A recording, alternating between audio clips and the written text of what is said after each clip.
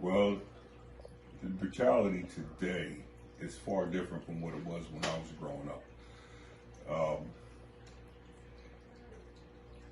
it's a thing where you got to be concerned not only for yourself but your children. Every time a police officer pulls you over, if you read the news today, there's a young man that was shot and killed by police officers. They thought he had a gun, but he had a sandwich, and he was shot and killed. Um,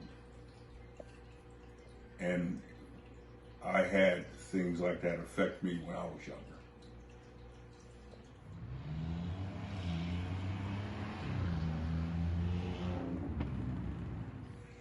Um, I had an experience when I was in college.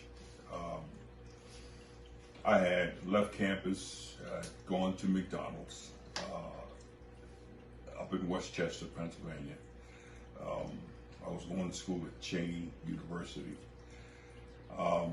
As I left the McDonald's, a police officer pulled me over.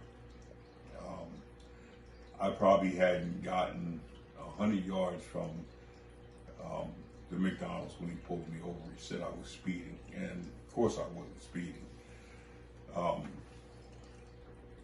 He asked me to get out of the car, and I said, for what? And I had my hands up on the steering wheel, and he asked me to get out a second time, and I got out.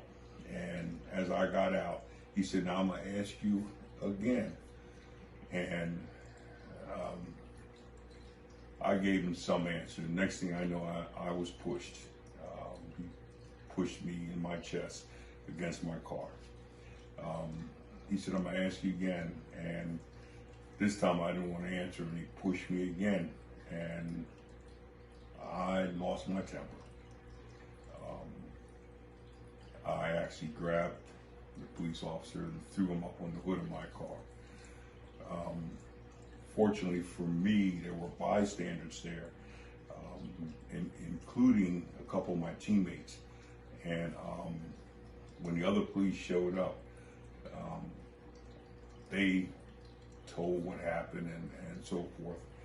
But it affected me for a long time because I knew I hadn't did anything. So it was a thing that stayed with me, and even to this day, I have thoughts about things like that, and what has happened also to other people. To make a long story short, everything was dismissed because of witnesses that came forward and testified on my behalf. I have a great deal of respect for police and the police officers that serve.